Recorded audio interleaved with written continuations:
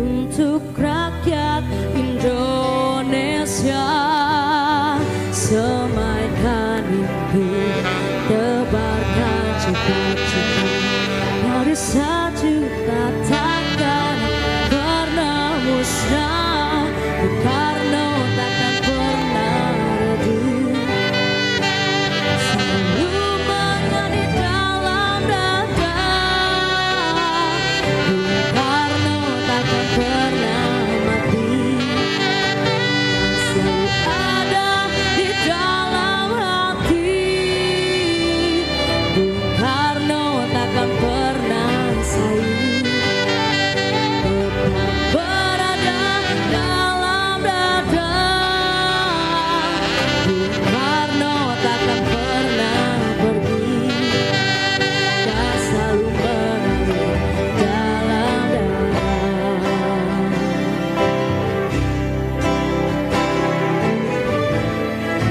Pagi matahari terbit dari timur,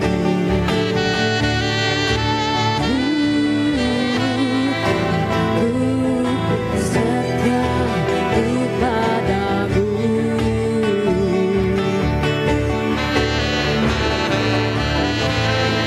Selalu kuukir pengabdian.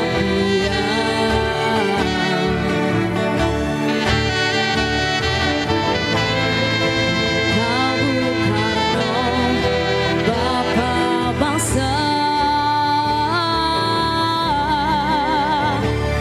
Bung Karno takkan pernah redup,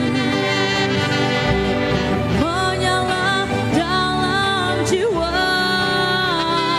Bung Karno takkan pernah mati, selalu menyala dalam hati. Bung Karno takkan pernah tetap berada dalam dada. Bung Karno takkan pernah pergi, dan selalu mengalir dalam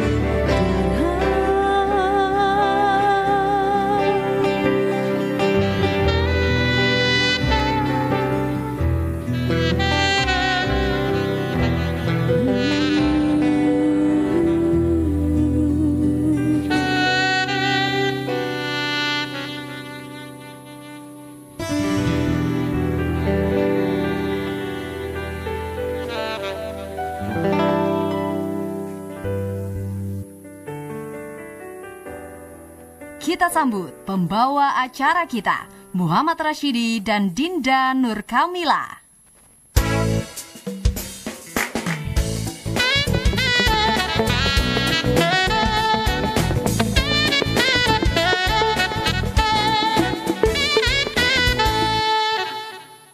Assalamualaikum warahmatullahi wabarakatuh. Selamat datang di Banua Bicara edisi spesial bulan Bung Karno. Dalam tema besar, putusan Mahkamah Konstitusi dan masa depan pendidikan Indonesia. Saya Muhammad Rashidi. Dan saya Dinda Nur Kamila yang akan memandu diskusi selama 2 jam ke depan.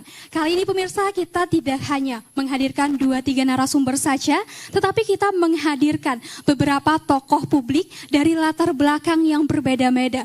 Mulai dari bidang hukum, pendidikan, dan juga kebijakan publik. Dan pemirsa, kita akan membagi dialog dalam 5 segmen. Untuk mengawali dialog Banua Bicara edisi spesial bulan Bung Karno, kita awali dengan bersama-sama menyanyikan lagu kebangsaan Indonesia Raya. Hadirin dimohon berdiri.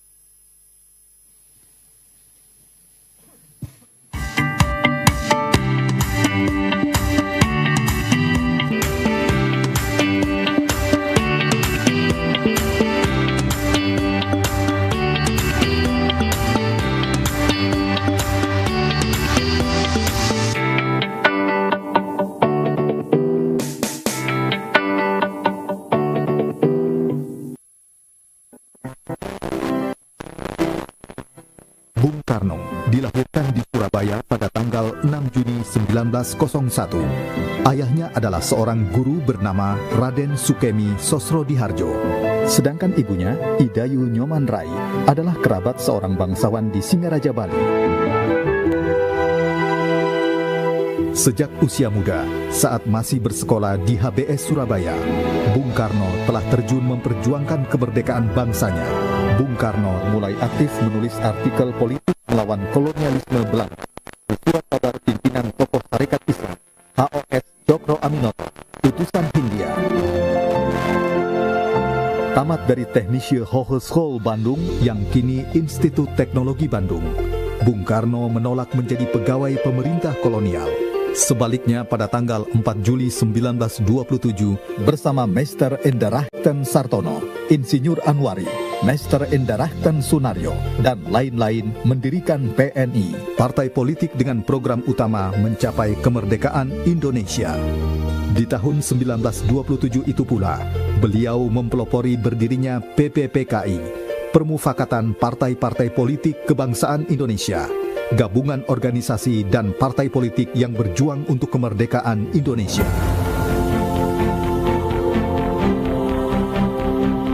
Sungguh, Tuhan hanya memberi hidup satu kepadaku. Tidak ada manusia mempunyai hidup dua atau hidup tiga. Tetapi hidup satunya akan kuberikan insyaallah subhanahu wa ta'ala 100% kepada pembangunan tanah air dan bangsa. Dan jikalau aku misalnya diberi dua hidup oleh Tuhan, dua hidup ini pun akan aku persembahkan kepada tanah air dan bangsa.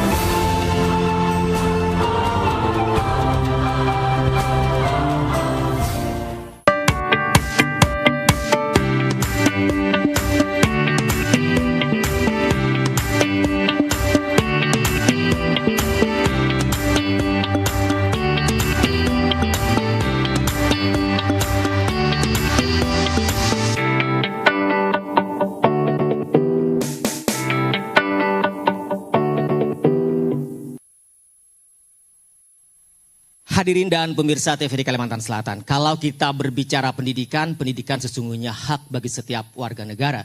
Karena dia hak, maka kewajiban negara untuk memastikan bagaimana pendidikan bisa didapatkan dan diakses oleh semua warga negara.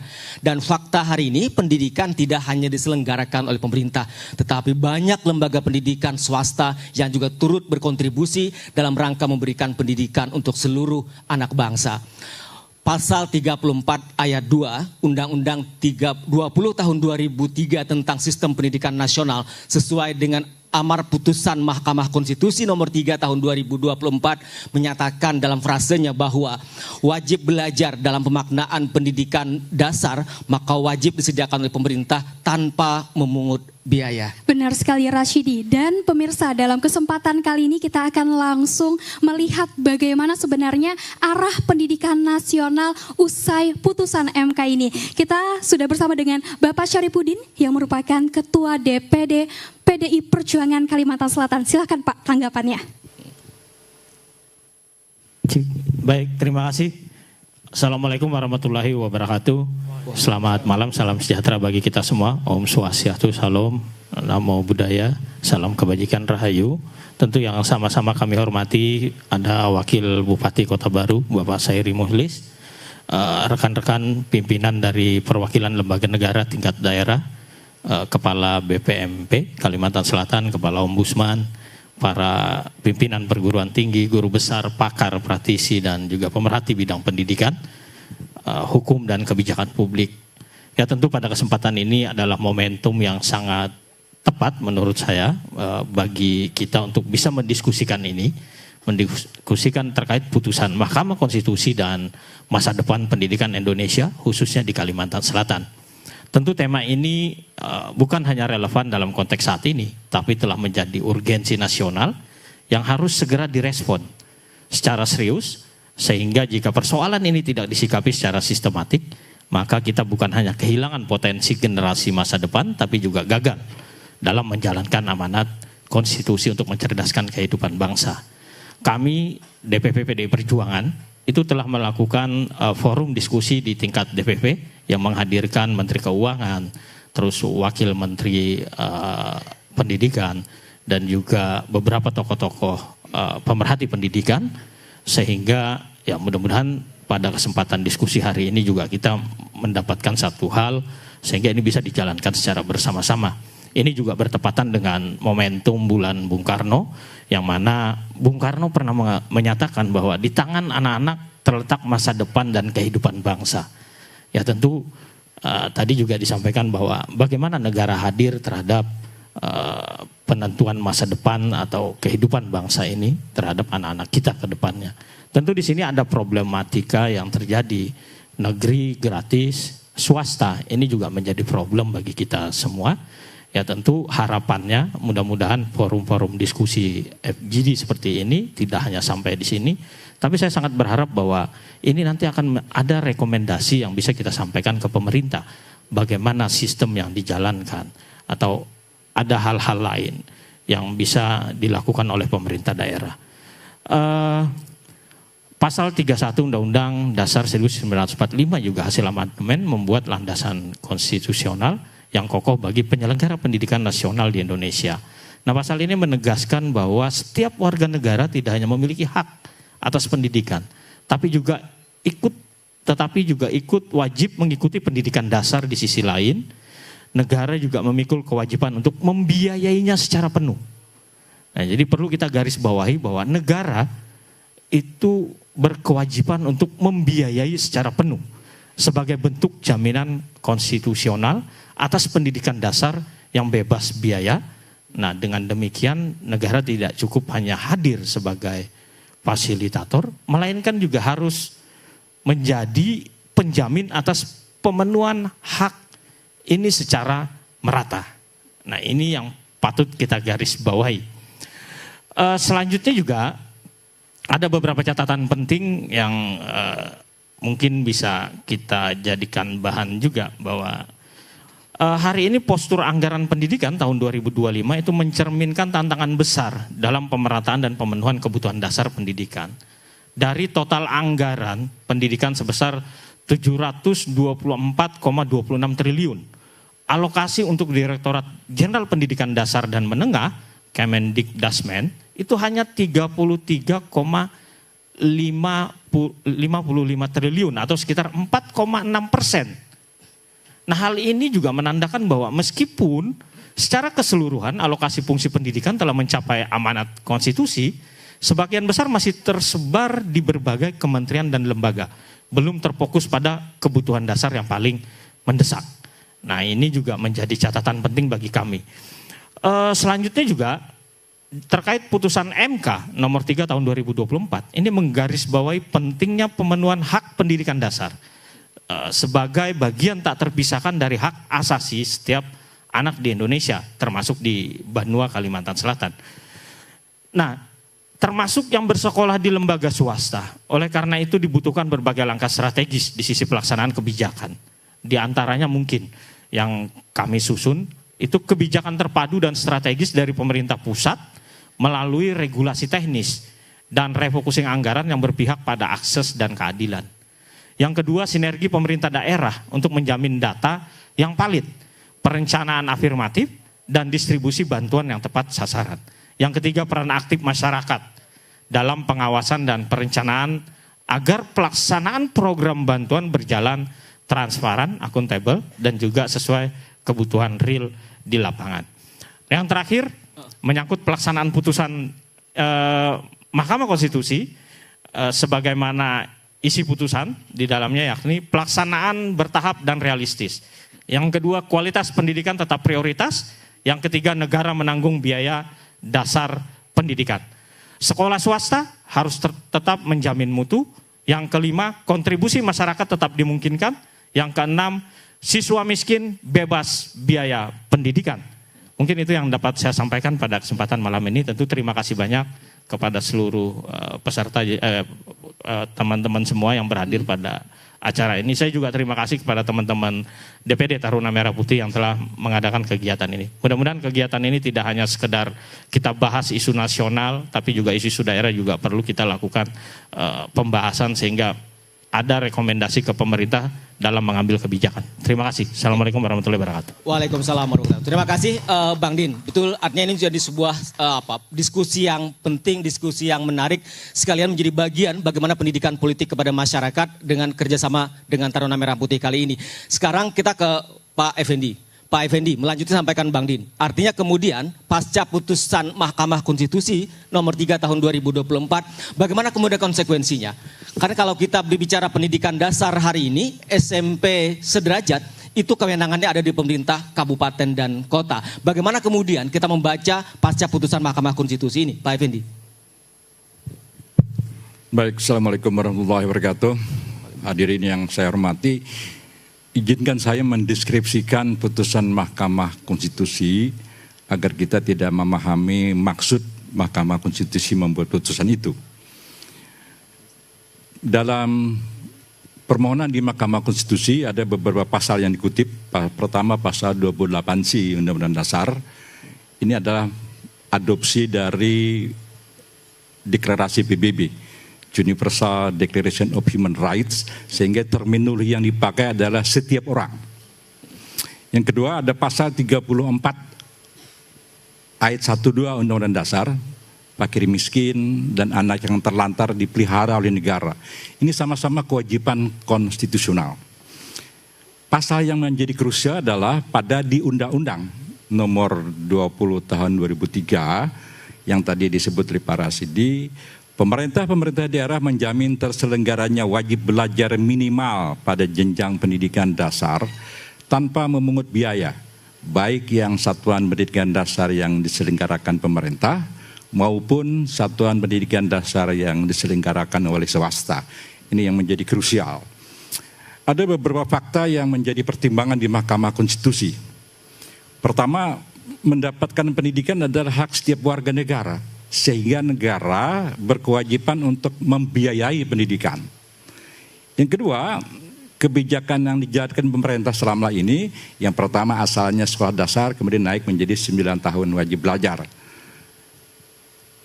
Ketiga, negara wajib menyediakan 20% anggaran untuk pendidikan. Problemnya adalah 20% itu tidak hanya untuk pendidikan dasar, tapi semua jenjang pendidikan.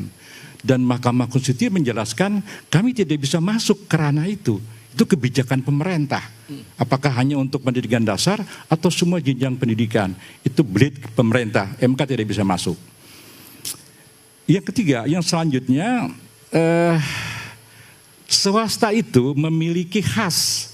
Ada pelajaran tambahan yang tidak ada di negeri, ada pelajaran-pelajaran yang memang dibutuhkan oleh masyarakat. Karena itu, fakta yang di lapangan seperti ini.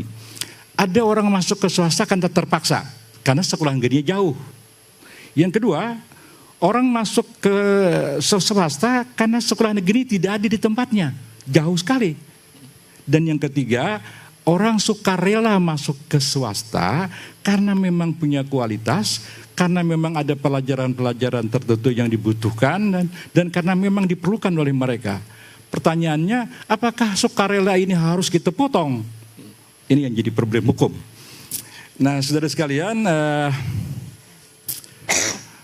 kewenangan untuk mengatur pendidikan dasar itu ada di kabupaten kota. Itu yang akan mengurus. Diktum putusan MK-nya bunyinya seperti ini. Supaya kita memahami semua. Diktum putusan MK itu adalah Pasal 34 ayat 2 Undang-Undang nomor 20 tahun 2003 yang tadi kita kutip, tidak mempunyai kekuatan hukum mengikat secara bersyarat. Jadi bahasa hukumnya itu ada konstitusional bersyarat. Jadi pasal ini menurut MK harus dimaknai tidak seperti itu. Karena itu kekhawatiran kita bahwa dengan putusan MK ini lalu swasta tidak boleh lagi memungut bayaran, sebetulnya tafsirnya tidak seperti itu. Tapi menurut MK, kalau ada keterpaksaan dari anak-anak warga negara masuk ke swasta, itu harus dibantu oleh daerah. Dijamin mereka bisa masuk, bisa sekolah. Itu yang menjadi masalah. Tapi kalau sukarela, ya udah, negara jangan ikut campur. Mengurus fakir miskin kan negara mana? Semuanya kan masyarakat yang ngurus. panti jompo, panti asuhan. Negara yang ikut-campur kan. Mau dihilangkan itu? Kan enggak. Tapi saudara sekalian, terakhir ya, sebelum mohon maaf kalau waktunya agak panjang, beberapa fakta empirik yang menjadi hambatan. Ini ada kebetulan Pak Kepala Dinas dan dari Bupati nih. Pertama, pengelolaan anggaran pendidikan belum terencana secara baik di daerah. Kemudian kebijakan membuat dan melakukan program yang bersifat prioritas belum didukung oleh data yang valid. Iya Pak. Kabupaten kota saya kira belum punya data. Ini wilayah ini berapa orang yang belum masuk swasta, berapa orang yang negeri, nggak ada datanya. Tolong disediakan itu. Betul. Yang ketiga, dana dinas pendidikan itu pagunya paling besar. Sehingga menjadi rebutan semua orang. Sayangnya itu digunakan tidak saja untuk pendidikan, tapi juga rebutan untuk politik.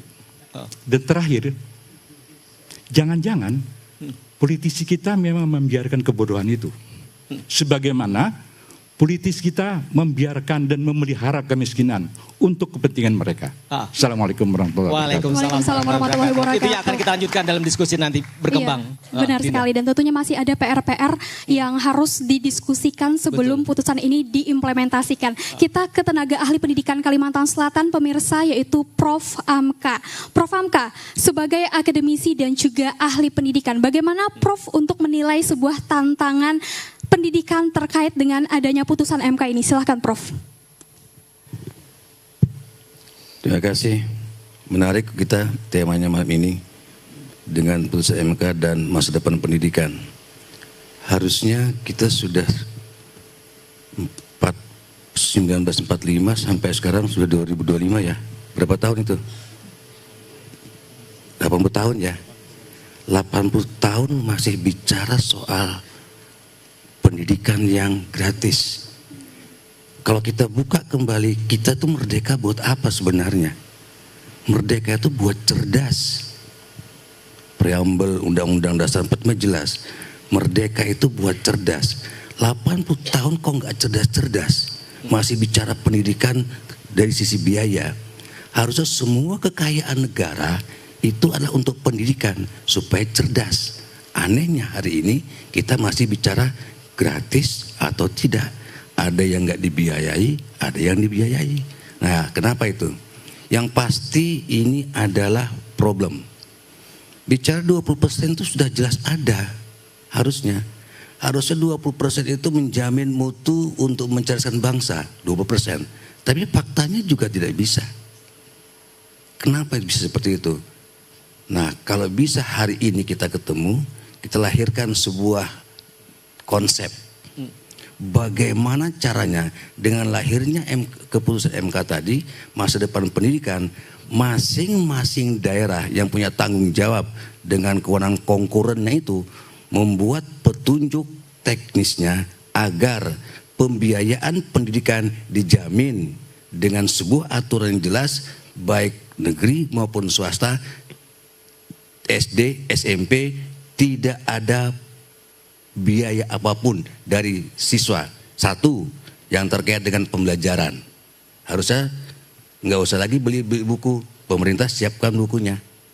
SPP nggak ada lagi harusnya. Sarana prasarana penuhi semua. Guru sejahterakan semua. 20% itu sejahterakan buat sekolah, sejahterakan buat guru, sejahterakan buat siswa, belajar dia. Baru namanya merdeka itu buat cerdas. Harusnya begitu. Bagaimana mau cerdas kita ini merdeka?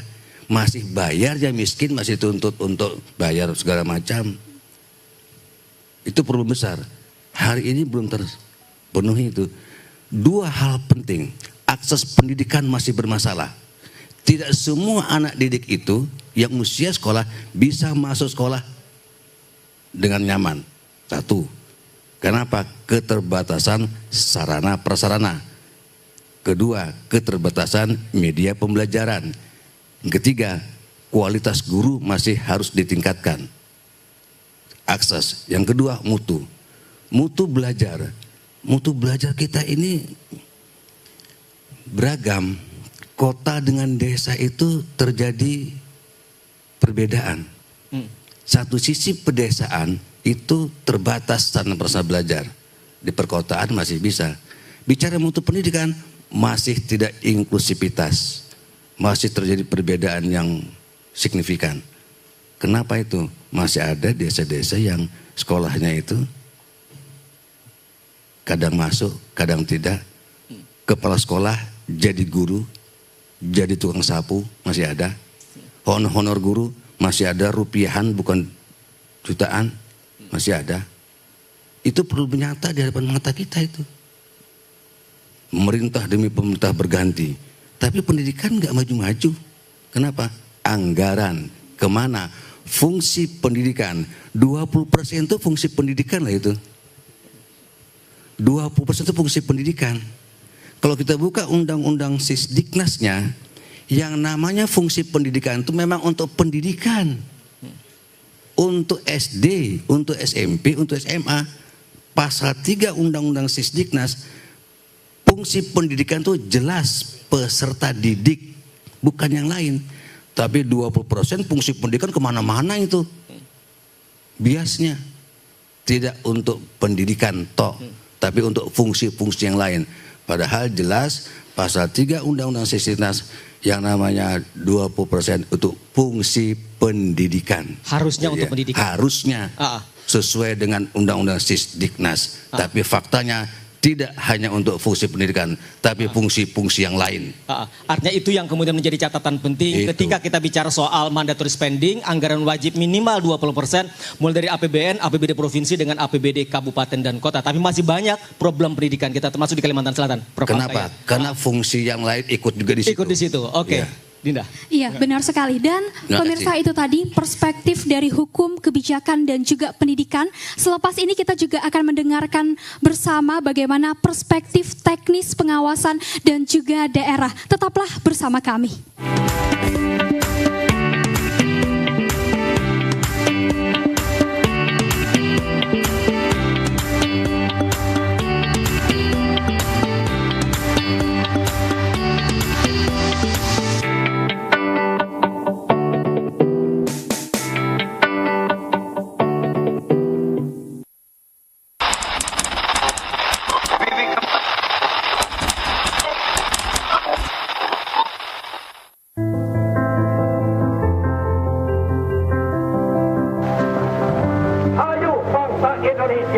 Dengan jiwa yang berseri-seri, mari berjalan terus, jangan berhenti, revolusimu belum selesai, jangan berhenti, sebab siapa yang berhenti akan diseret oleh sejarah, dan siapa yang menentang corak dan arahnya sejarah, tidak peduli dia ada bangsa apapun, dia akan digiling, disilam oleh sejarah itu.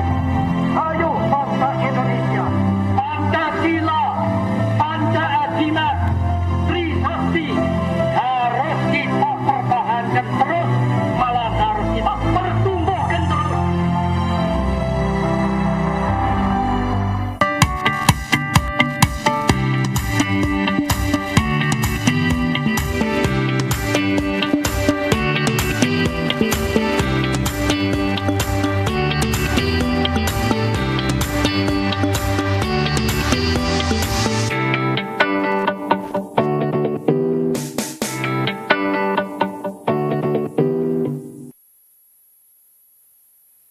Terima kasih pemirsa, Anda masih bersama kami dalam Banua Bicara edisi spesial bulan Bung Karno dengan tema putusan Mahkamah Konstitusi dan masa depan pendidikan Indonesia. Indah. Benar sekali, Rashidi. Dan juga tadi kita sudah mendengar bagaimana perspektif dari kebijakan dan juga pendidikan. Dan selepas ini kita juga akan mendengar bagaimana perspektif dari teknis pengawasan dan juga daerah. Dan tentunya kebijakan ini sangat bergantung dengan pelaksana teknis dan kondisi di daerah, pemirsa. Kita ke Bapak Yuli Haryanto yang merupakan Kepala BPMP Provinsi Kalimantan Selatan. Bapak, bagaimana kesiapan teknis Satuan Pendidikan di Kalimantan Selatan, Pak, dalam menyambut perubahan kebijakan pasca putusan MK? Silahkan, Pak. Baik, terima kasih. Bismillahirrahmanirrahim. Assalamualaikum warahmatullahi wabarakatuh. Bapak Ibu yang kami hormati, izin menyampaikan bahwa berdasarkan data di Dapodik, data pokok pendidikan kita di Kalimantan Selatan, ada 8.300 satuan pendidikan. 8.300 satuan pendidikan, itu semua jenjang. Dari PAUD, SD, SMP, SMA, sampai dengan SMK. Proporsinya antara negeri dan swasta. Untuk sekolah negeri itu ada 3.800 sekian. Untuk sekolah swasta 4.000 sekian. Artinya lebih banyak sekolah swasta. Itu yang menjadi kita pikirkan. Kedua, Bapak Ibu, kami sampaikan dari porsi jumlah sekolah tadi yang paling banyak swasta itu jenjang PAUD, Bapak Ibu. Ada sekitar 80%, hampir semua sekolah swasta PAUD begitu. Jadi ini adalah porsi satuan pendidikan kita. Kemudian Bapak Ibu, dari data sekolah tadi, pemerintah melalui skema pembiayaan BOSP, Bantuan Operasional Satuan Pendidikan atau dikenal biasa BOS, gitu nggih.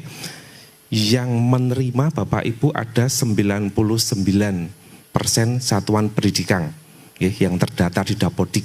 Artinya hampir seluruh sekolah sudah menerima dana BOSP.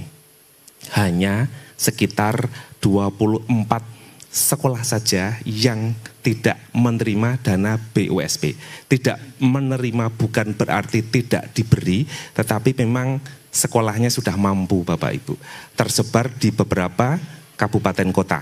Kalau kita lihat sekolah-sekolah tertentu yang memang sekolahnya khusus yang memang mahal begitu ya, ada semacam itu.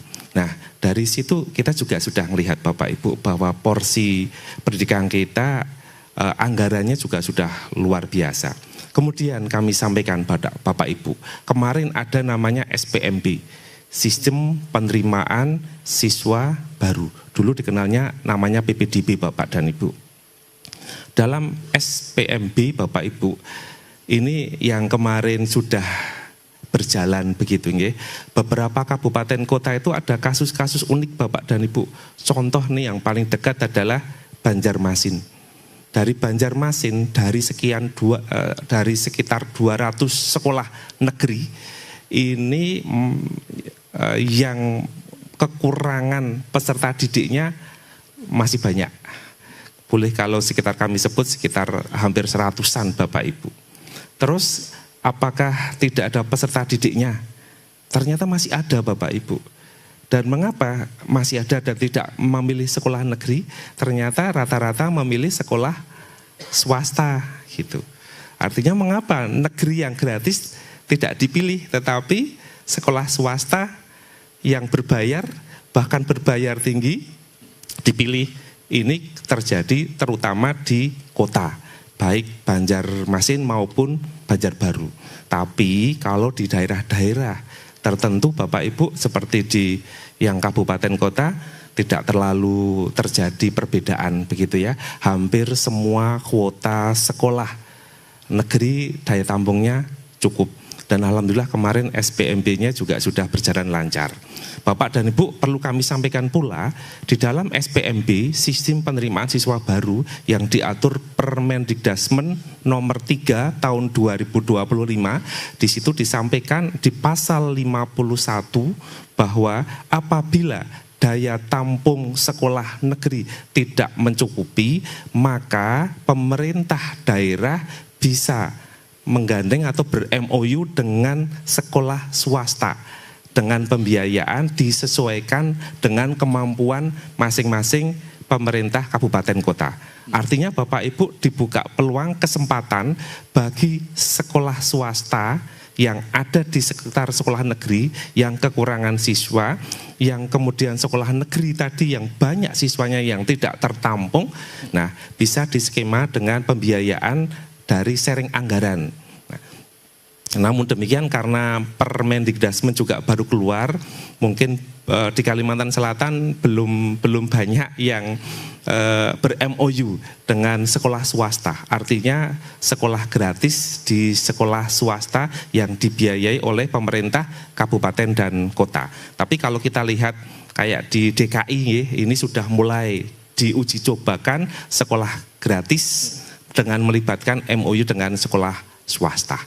Saya kira itu, terima kasih Bapak. Ya baik, terima kasih Pak Yuli. Artinya kemudian ini menjadi sesuatu yang menarik kalau tadi kita bicara lembaga pendidikan PAUD saja sebagian besarnya adalah diselenggarakan oleh swasta.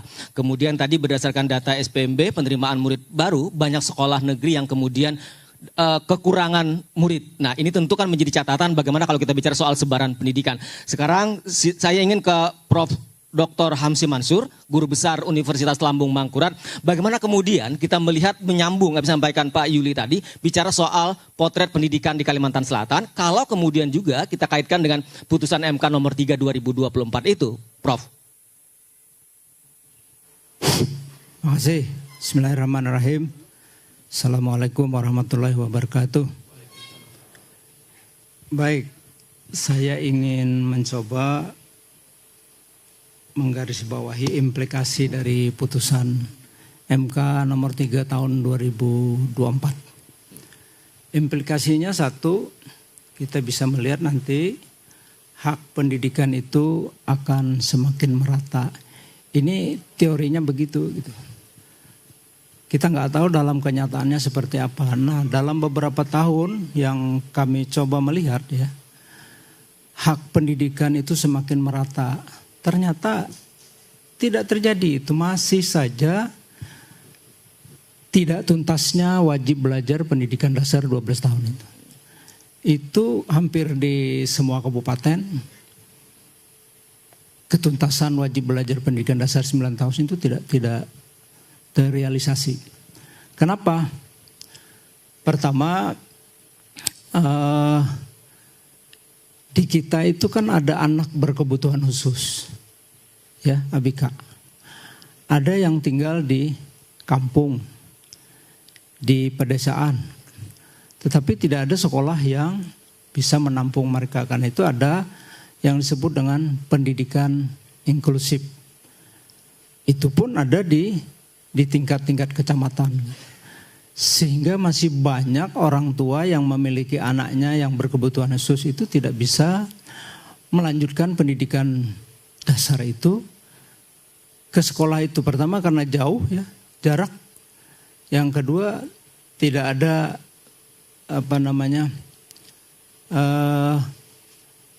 keuangan yang dimiliki oleh orang tua itu, sehingga orang tua tetap tidak menyekolahkan anaknya. Nah, itu yang terjadi dalam beberapa dekade ini. Jadi mulai kapan program pemerintah itu menuntaskan wajib belajar pendidikan dasar mulai 9 tahun dulu ya, sekarang 12 tahun. Sampai hari ini masih belum tercapai. Karena masih adanya anak yang berkebutuhan khusus yang tidak disekolahkan oleh orang tuanya. Ada juga yang merasa malu dan sebagainya gitu. Itulah yang terjadi. Oleh karena itu, kalau implikasinya nanti hak pendidikan itu semakin merata, maka ke depan arah pendidikan untuk menuntaskan pendidikan dasar 12 tahun itu harus dilakukan. Terutama bagaimana merangkul orang tua yang memiliki anak berkebutuhan khusus itu mau menyekolahkan anaknya ke sekolah. Kalau tidak di kecamatan, paling tidak ada sekolah reguler yang ada di desa itu untuk dijadikan pendidikan inklusif. Ini yang saya kira terjadi di satuan-satuan pendidikan kita. Yang kedua, dengan putusan MK itu sebenarnya kita bisa melihat nanti akan ada perluasan skema dana publik. Jadi bukan hanya diuntungkan untuk sekolah negeri, tetapi swasta juga akan mendapatkan hal itu. Kemudian kualitas ya. Tantangan kualitas sekarang ini ya, terutama otonomi sekolah swasta. Kalaupun nanti ada sekolah-sekolah unggul swasta ya, yang sebenarnya dengan bayaran yang mahal gitu, tapi dia mampu meningkatkan kinerja sekolah itu sehingga menjadi sekolah yang unggul. Maka itu nanti akan tetap dipertahankan agar sekolah yang memang swasta yang bagus itu tetap menerima bayaran-bayaran itu. Hanya pendanaan yang lebih dominan lagi diperuntukkan untuk sekolah-sekolah yang memang kecil. Tadi tidak banyak muridnya dan seterusnya. Jadi kalau ada sekolah yang memang unggul, maka dia harus pertahankan keunggulannya itu. Walaupun dibolehkan untuk menerima bayaran-bayaran itu. Tidak mesti harus semua gratis gitu. Tetapi kadang-kadang orang tua itu banyak memilih sekolah yang memang unggul dan mampu membayarnya gitu. Itu yang saya lihat terjadi di satuan-satuan pendidikan. Lalu yang berikutnya, tantangan kita itu adalah tenaga pendidik kita ini memang belum sepenuhnya mengikuti perkembangan era teknologi digital sekarang. Iya. Jadi masih banyak guru yang mengajar dengan gaya-gaya atau pola lama. Padahal sekarang itu sudah saatnya kita harus mampu mengintegrasikan teknologi itu ke dalam pembelajaran. Agar pembelajaran itu bisa menciptakan, pertama di daerah abad 21 itu adalah peserta didik yang mampu berpikir kritis. Ya. Kemudian yang kedua, peserta didik yang mampu berkolaborasi. Yang ketiga, peserta didik itu mampu berkomunikasi, dan yang terakhir itu menjadikan peserta didik yang kreatif. Iya. Itu yang diharapkan di era abad 21 nanti. Karena itulah benar sekali, Pak. Kita harus memberikan banyak pelatihan kepada guru-guru agar bisa tercipta guru yang berkualitas. Sekira begitu. Ya, terima kasih Prof. Hamsi. Dan tentunya masih banyak sekali catatan-catatan dalam lembaga pendidikan. Betul. Begitu ya, dan diharapkan juga dengan adanya keputusan MK ini memang tepat sasaran begitu ya. Dan kita juga akan langsung ke Pak Hadi Rahman yang merupakan Ombudsman Perwakilan Kalimantan Selatan. Bagaimana Pak tanggapan Bapak terkait dengan potensi dalam penerapan kebijakan baru khususnya di daerah Kalimantan Selatan? Silahkan Pak. Baik, terima kasih Bapak Ibu hadirin yang saya hormati. Pertama dulu kami ingin apresiasi atas inisiasi FGD ini yang sangat penting. Yang kedua, kami menghormati putusan MK 3 2024. Nah, putusan MK ini tentu harus segera direspons, disikapi dan ditindaklanjuti oleh pemangku kepentingan di bidang pendidikan, khususnya pemerintah kabupaten kota yang memang memiliki kewenangan untuk menjalankan pendidikan di jenjang dasar SD SMP. Tapi tantangannya nggak mudah. Tantangan yang dihadapi oleh pemerintah daerah, kepala daerah yang apalagi juga kami lihat mencantumkan di dalam visi misi itu pelayanan publik untuk perbaikan ke depannya, setidaknya kami melihat ada 6 hal yang menjadi isu berdasarkan data dan fakta yang kami miliki di Ombudsman ketika melakukan pengawasan. Pertama adalah terkait dengan anggaran pendidikan yang belum memadai. Yang kedua terkait dengan sarana prasarana pendidikan yang belum memadai. Kemudian yang ketiga terkait dengan kebijakan afirmasi yang belum jelas. Kemudian yang keempat terkait dengan pendidikan inklusi pendidikan khusus yang belum inklusif, dan yang kelima terkait dengan kinerja dan kompetensi guru atau SDM di bidang pendidikan. Substansi pendidikan ini di Ombudsman Kalsel dalam 5 tahun terakhir selalu masuk top 10. 10 besar substansi yang dilaporkan. Sepanjang periode 2021 sampai dengan 2025 semester 1 ini, itu ada 94 laporan masyarakat yang kami tangani dari 1010 laporan masyarakat total, 94 laporan masyarakat yang kami tangani. Laporan ini muncul dari berbagai jenjang, baik itu jenjang dini, pendidikan dini, TK, PAUD, dasar, SD, SMP, juga menengah, SMA, SMK, baik negeri, swasta maupun madrasah. Nah, yang tadi saya sampaikan masalah di awal, belanja masalah tadi, itu dari data dan fakta yang kami ingat. Pertama itu paling banyak substansi maladministrasi. Jadi Ombudsman ini kan pengawasan publik itu untuk melihat apakah ada maladministrasi dalam pelayanan publik yang dilakukan oleh penyelenggara publik. Itu terkait dengan pungutan di luar prosedur atau pungli, atau sumbangan yang terkategori pungutan. Ini dengan berbagai macam modus. Untuk kepentingannya misalnya operasional atau kegiatan sekolah, untuk perpisahan misalnya, padahal perpisahan ini tidak wajib. Nah, yang kebalik ini, yang tidak wajib diwajibkan, yang wajib tidak jadi wajib. Jadi perpisahan itu kan tidak wajib, tapi supaya bisa jalan wajib. Nah, jadi pungutan. Nah, menahan ijazah, ijazah itu kan wajib diberikan kepada peserta didik, tapi ditahan. Nah, malah itu yang kebalik-baliknya di situ. Tertukar-tukar. Ini yang sedang kami tangani ini, Pak. Jadi penahanan ijazah ini setiap tahun ada.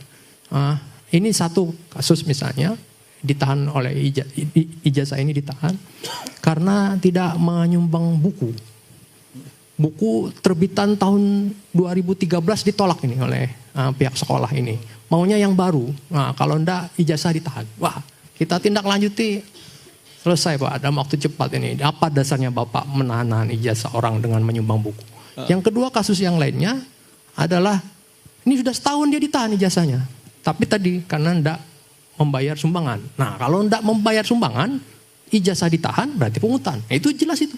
Definisi itu sudah sangat jelas baik di Permendikbud maupun di Permenak. Bahwa pungutan itu tidak boleh berkonsekuensi terhadap entah itu penerimaan siswa baru, kenaikan kelas, kelulusan siswa ataupun ijazah tadi. Nah, tapi ini yang terjadi. Pungutan yang paling banyak itu, Pak. Substansi laporan yang kami tangani itu paling banyak itu mengenai pungutan dengan berbagai macam tadi. Makanya tantangannya kita tadi sampaikan oleh Bang Din, anggaran kita seperti itu, realnya di lapangan faktanya seperti itu. Yang kedua kemudian laporannya juga terkait dengan PPDB atau SPMB sekarang. Kemudian yang ketiga tadi saya sampaikan dengan Sarpras, renovasi perbaikan sarana prasarana sekolah. Ini tantangan Pak. Karena ada misalnya plafon yang runtuh, bangunan kelas yang hancur, halaman yang minta diuruk Pak, tenggelam, kalau yang hujan banjir. Nah ini tidak ada pelayanan, stop. Jadi anak didik kasihan sekolah itu calap biar kita orang banjir. Sementara harus segera diatasi. Harus segera diatasi. Kalau enggak. Yang keempat, kinerja dan kompetensi SDM di bidang pendidikan. Ada keluhan misalnya guru yang jarang masuk. Nah misalnya itu Pak, padahal guru jumlahnya terbatas, ini jarang masuk pula. Nah kemudian kompetensi tadi sampaikan kompetensi untuk bagaimana pendidikan itu juga untuk inklusif bagi anak didik kita yang berkebutuhan khusus. Nah terbatas juga ini Pak, tenaga pendidikan kita yang memang memiliki kompetensi di bidang pendidikan luar biasa ini. Padahal anak berkebutuhan khusus juga mempunyai hak yang sama untuk mendapatkan pendidikan. Makanya tadi kesimpulan kami di Ombudsman seperti itu. Oke, baik, terima kasih Pak Hadi. Artinya ada banyak aduan masih soal pendidikan ke Ombudsman Perwakilan Kalimantan Selatan. Oke, sekarang saya ke Pak Wakil Bupati Kota Baru, Pak Sairi Muhlis. Kalau kita bicara tentang undang-undang pemerintah daerah hari ini kan pendidikan dasar itu ada di pemerintah kabupaten dan kota. Mulai dari PAUD sampai pendidikan SMP sederajat. Sementara di pemerintah provinsi ada SMA, SMK, dan sekolah luar biasa. Kalau kemudian kaitan dengan putusan nomor 3 2024, pendidikan dasar itu tidak boleh memungut biaya oleh sekolah swasta, kemudian harus di-cover oleh pemerintah daerah. Apa kabar dengan pemerintah daerah? Ketika hari ini pemerintah daerah kemampuan fiskal kan juga tidak baik-baik saja, Pak Sairi. Oke, terima kasih. Pertama, saya mungkin bicara dampak positif dulu terhadap putusan MK nomor 3 tahun 2024, di mana dampak positifnya itu meningkatkan akses pendidikan bagi keluarga kurang mampu. Yang kedua, mendorong pemerataan di wilayah terpencil dan berbasis keagamaan. Kemudian yang ketiga, menjamin hak dasar pendidikan yang adil tanpa diskriminasi. Nah kemudian, bicara pendidikan di dalam postur APBD ini menjadi urusan wajib, yaitu 20% dari APBD kita, di mana hari ini terjadi efisiensi anggaran berdasarkan surat edaran dari pemerintah pusat. Kabupaten Kota Baru yang mempunyai wilayah cukup luas, terdiri dari 22 kecamatan, kemudian 198 desa, 4 kelurahan. Nah di mana APBD kami sebesar sebelum APBD perubahan terjadi efisiensi itu kurang lebih 5,3 triliun. Setelah efisiensi kemarin itu menjadi 4,3 triliun. Artinya ada pengurangan sebesar 1 triliun. Nah ini tentu dampak yang terjadi terhadap program di pemerintah kabupaten juga luar biasa perubahannya. Nah sehingga di dalam komitmen kami di dalam dunia pendidikan, di mana misi kami adalah mewujudkan daya saing sumber daya manusia yang berkarakter, kreatif, dan unggul. Nah, di mana ada beberapa program yang kami berikan terkait dengan pendidikan dasar gratis yang diputuskan oleh MK, yaitu nomor 3 tahun 2024 tadi, berdasarkan hasil belanja masalah kami di masyarakat, ada beberapa keluhan masyarakat dan bahkan banyak sekali ketika beban yang paling besar itu di tahun awal ajaran tahun baru. Betul. Ketika mau masuk sekolah. Nah, di sana rata-rata kebutuhan satu anak untuk masuk sekolah itu minimal 2 juta. Ketika anak mereka 3 orang saja masuk sekolah di sana, ini sudah 6 juta per satu keluarga. Ini jadi beban besar. Nah, akhirnya melalui program Kartu Kota Baru Cerdas, Kartu Kota Baru Cerdas, Kota Baru Cerdas, kami mengeluarkan ada beberapa program di dalamnya. Pertama, memberikan bantuan sarana sekolah bagi anak-anak didik kami, di mana jumlah sekolah di Kabupaten Kota Baru berdasarkan data dari Dinas Pendidikan kami, sekolah PAUD itu berjumlah 244 dengan siswa 8.279 siswa. Kemudian sekolah dasar ini terdiri dari negeri dan swasta. Sekolah dasar itu berjumlah 258 sekolah dasar dengan siswa 34.216 siswa. Kemudian yang SMP-nya ada 65 sekolah dengan jumlah siswa itu 11.446 siswa. Nah, jadi total siswa yang menjadi tanggung jawab kami di pemerintah daerah Kabupaten Kota Baru itu kurang lebih 62.300 lebih siswa.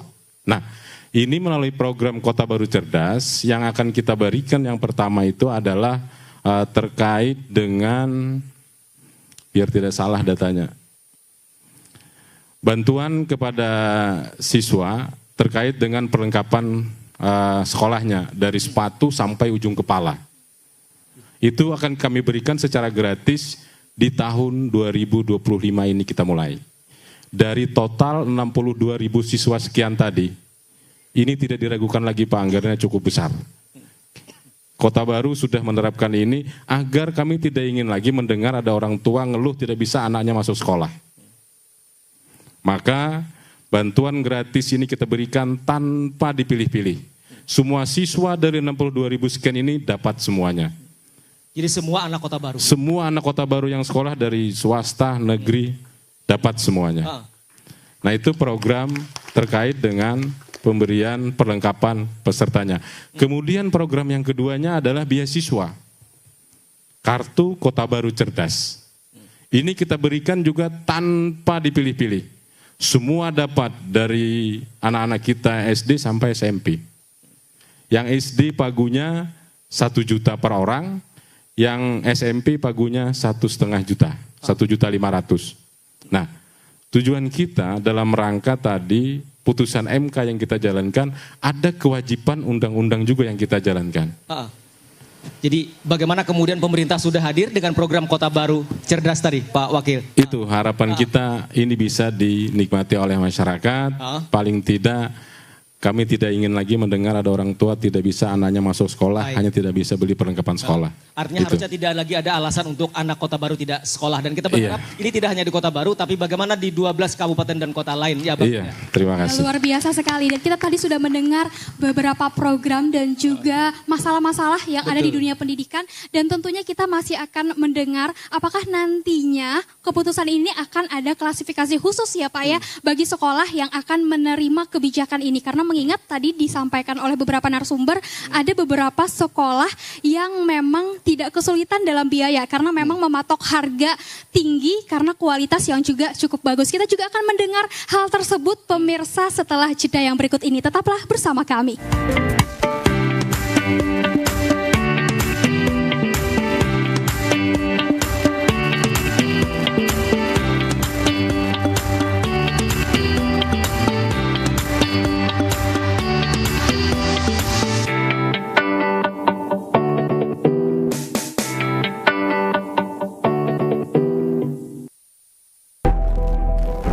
President Sukarno of Indonesia arrives to address the General Assembly. Today it is President Sukarno who addresses you. But more than that, though, it is a man, Sukarno, an Indonesian, a husband, a father, a member of the human family. I speak to you on behalf of my people. Melalui pidatonya yang tajam, namun seringkali memukau para pemimpin dunia, Bung Karno berhasil melancarkan diplomasi politik, menempatkan Indonesia secara terhormat di antara bangsa-bangsa. Beliau memperkenalkan dan mendorong Pancasila diterima sebagai nilai-nilai universal umat manusia. The Pancasila. Panca is 5, Sila is principle.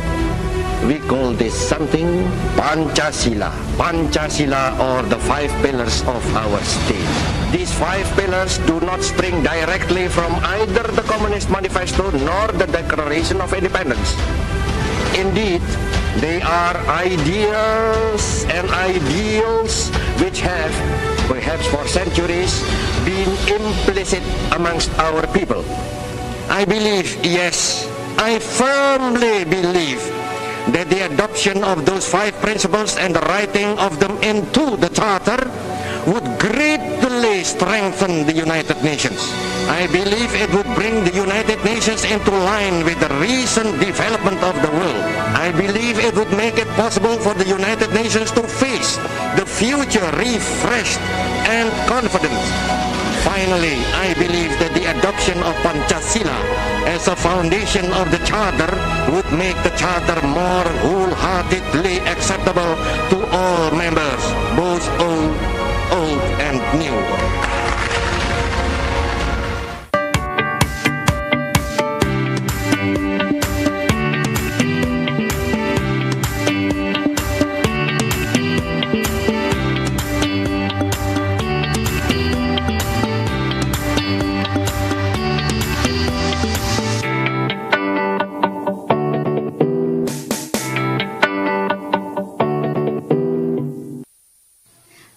Terima kasih pemirsa, Anda masih bersama kami dalam Banua Bicara edisi spesial Bulan Bung Karno, yang mana kita mengangkat tema terkait dengan keputusan MK dan juga masa depan pendidikan di Indonesia. Rashidi. Ya, betul sekali Dinda, dan tadi kita sudah mendengarkan paparan dari Wakil Bupati Kota Baru bagaimana kemudian program Kota Baru Cerdas sudah mengcover bantuan untuk masyarakat Kota Baru, bagi pelajar Kota Baru. Dan tadi kata Pak Sairi, tidak hanya untuk warga miskin, tapi seluruh warga Kota Baru. Jadi harusnya tidak lagi ada alasan untuk kemudian tidak sekolah. Sebelum nanti kita bagaimana kemudian tanggapan dari Dewan Pendidikan Kota Banjarmasin, kita ingin sekali lagi mungkin ada tambahan dari Kepala Dinas Pendidikan Kabupaten Kota Baru, Pak Taufikur Rahman, menambahkan yang disampaikan tadi Pak Sairi, Pak Wakil Bupati. Terima kasih. Jadi mungkin belum di sini ingin menambahkan, kalau tadi disampaikan terkait program Kota Baru Cerdas, tentunya betul, itu berkaitan dengan akses. Nah, jadi di sini kita juga ingin menyampaikan bahwa sebenarnya selain itu banyak program yang telah kita lakukan. Salah satu di antaranya untuk guru, itu kita bekerja sama dengan UNLAM, itu melaksanakan RPL. Rekognisi pembelajaran lampau untuk guru-guru PKH. Nah, untuk kemudian bekerja sama dengan BPMP, kita juga melaksanakan kegiatan-kegiatan pelatihan. Nah, kemudian lagi untuk peningkatan siswa, kita itu ada bekerja sama dengan pihak Matematika Gasing terkait peningkatan mutu guru. Jadi matematika gasing di sini adalah matematika gampang, asik, dan menyenangkan, bersama dengan Prof. Yohanes Surya yang dari Jakarta.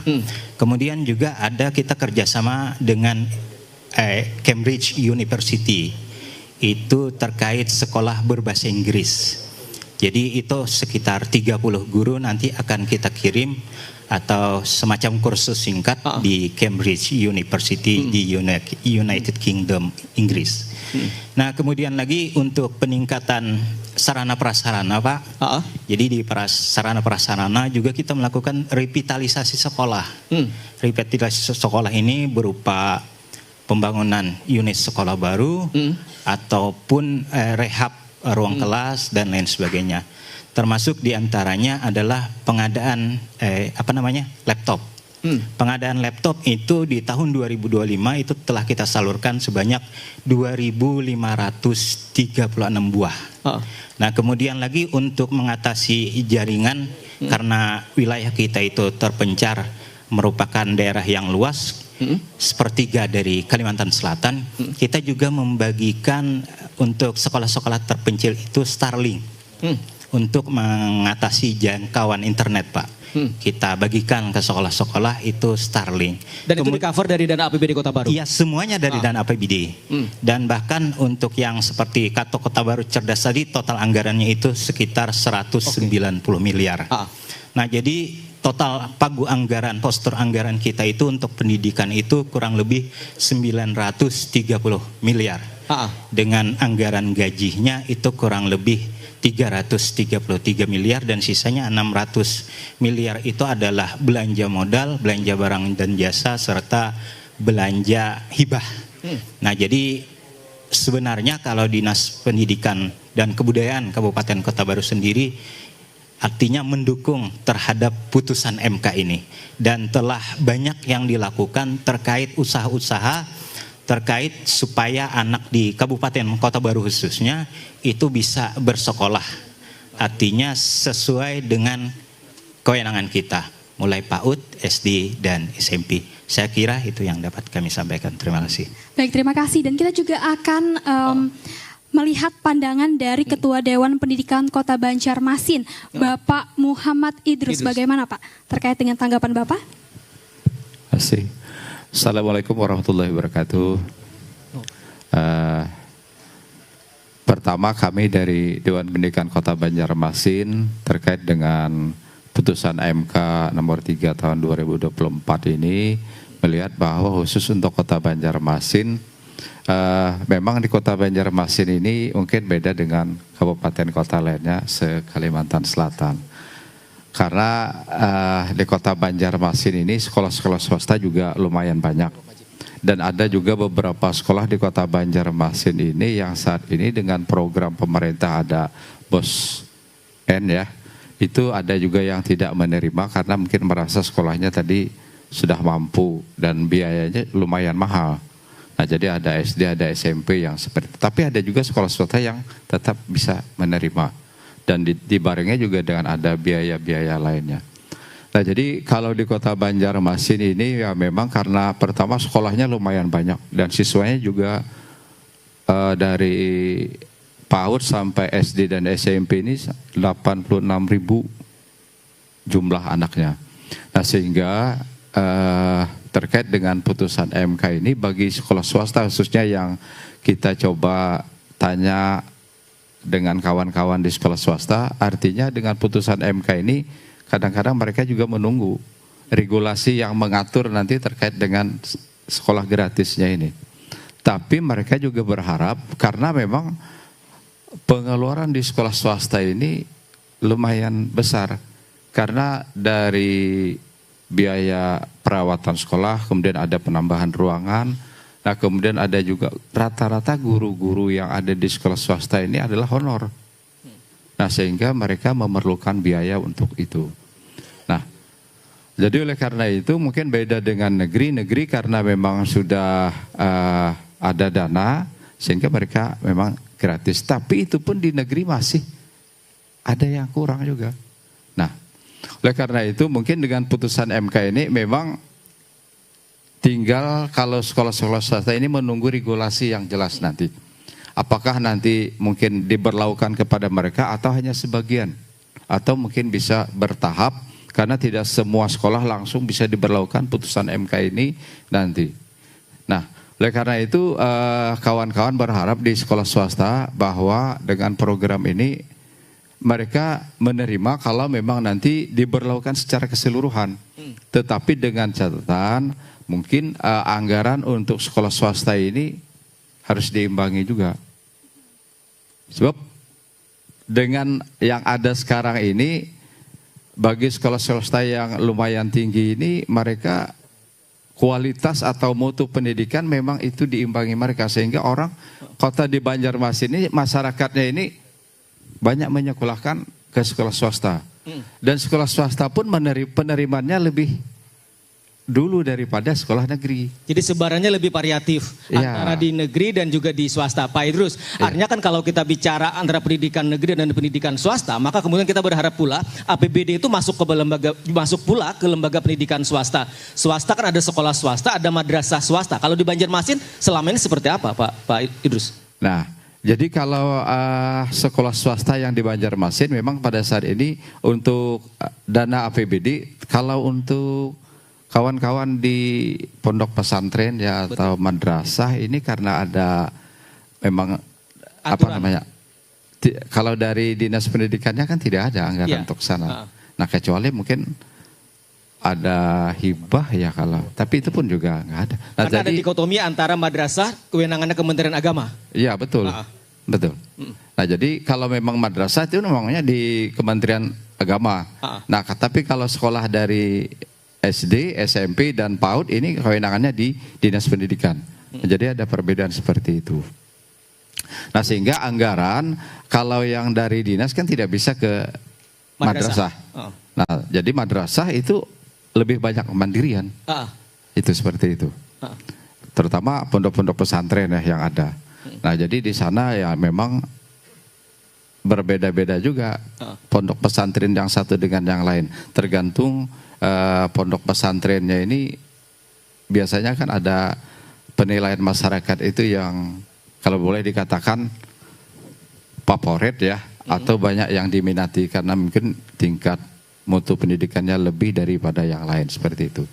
Baik, terima kasih Pak Idrus. Artinya kalau kita bicara perhatian pemerintah, kalau untuk sekolah negeri, sekolah swasta yang berada di bawah naungan dinas pendidikan tidak ada masalah. Kemudian kalau bicara soal madrasah dan pesantren, statusnya adalah hibah karena tadi ada perbedaan kewenangan dari Kementerian Agama. Betul. Itunya nanti akan coba kita kembangkan, Dinda, dalam diskusi kita. Karena bagaimanapun mereka yang sekolah di madrasah, mereka yang sekolah di swasta di Kota Banjarmasin, mereka juga sama-sama warga negara yang harusnya mendapatkan hak yang sama. Dinda. Benar sekali. Dan juga pemirsa, kurang lengkap rasanya kalau kita tidak mendengarkan juga tanggapan dan juga perspektif dari pemerhati dan juga tokoh pendidikan. Saya mau ke Bapak Nurhalis Majid terlebih dahulu, yang merupakan pemerhati kebijakan publik. Bapak, apa sebenarnya refleksi Bapak antara hubungan antara politik kebijakan dan juga dunia pendidikan lalu dengan adanya putusan MK ini? Silakan Pak. Termasuk Bang Majid soal dikotomi antara madrasah dan sekolah yang kemudian hari ini kalau kita bicara Banjarmasin misalnya, yang sekolah di madrasah itu kan juga sama-sama warga Banjarmasin. Iya. Bang Nurhalis Majid. Ngalihnya pertanyaannya. Kalau negara ini hendak bagus, dua hal yang harus tidak boleh ada biaya alias gratis. Satu, pendidikan. Dua, kesehatan. Kalau hendak bagus.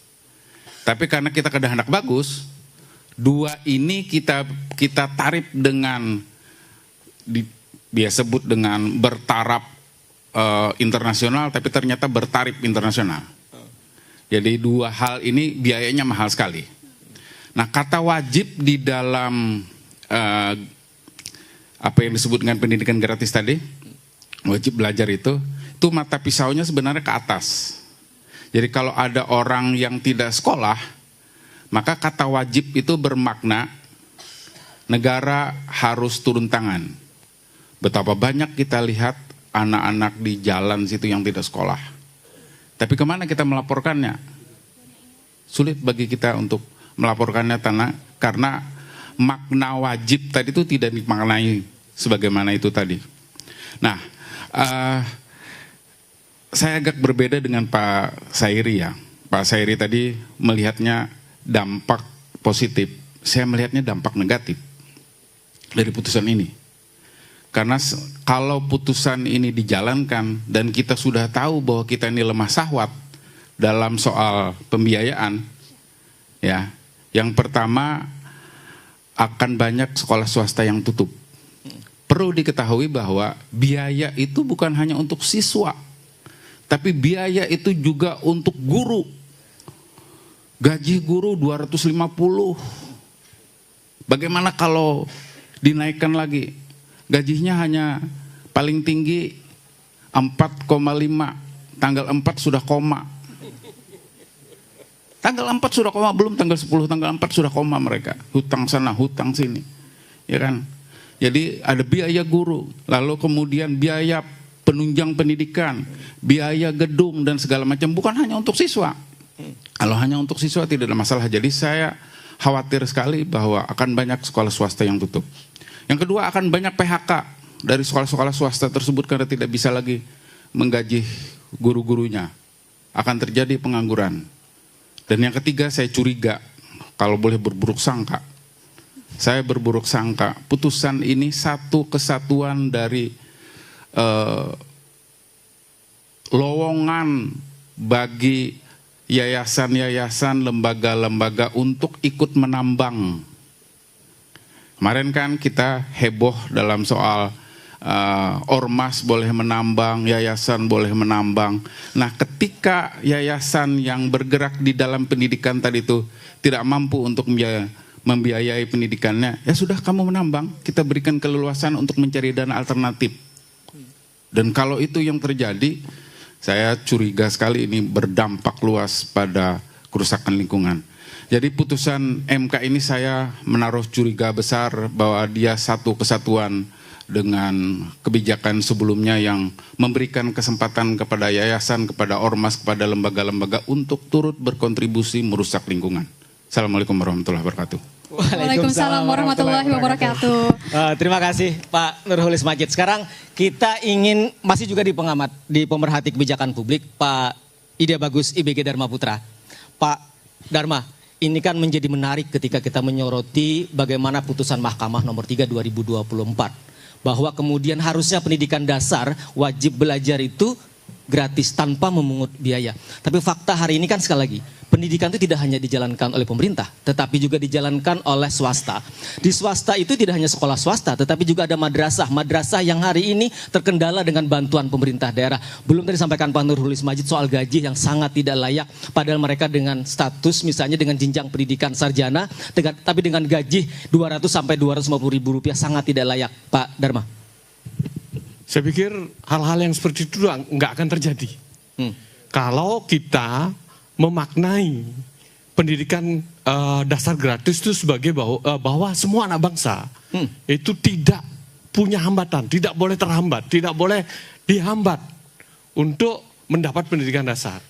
Dengan seperti itu maka setiap anak bangsa harus punya karakter dasar, kompetensi dasar, dan literasi dasar. Artinya yang karakter dasar tuh pendidikan agamanya ada, beretika, disiplin, jujur, dan memahami Pancasila. Sementara kompetensi dasar itu dia bisa berjalan, melompat, lari, ya, bersosialisasi, dan mempunyai kecerdasan. Sementara yang namanya literasi dasar itu dia bisa membaca, menulis, berhitung. Mungkin aja dia perlu pemahaman lingkungan dasar, pemahaman budaya dasar dan sejarahnya, pemahaman digital secara mendasar, dan pemahaman hidup sederhana. Ini harus dibuat konsepnya, ya, dibuat konsepnya oleh sebuah tim konsepsi pendidikan dasar yang terdiri dari semua stakeholder tadi, sehingga tidak ada perbenturan di dalamnya dengan melibatkan masyarakat. Dengan seperti itu ada persyaratan bahwa yang akan dibiayai adalah yang dasar-dasar seperti ini. Yang di luar dasar itu enggak dibiayai.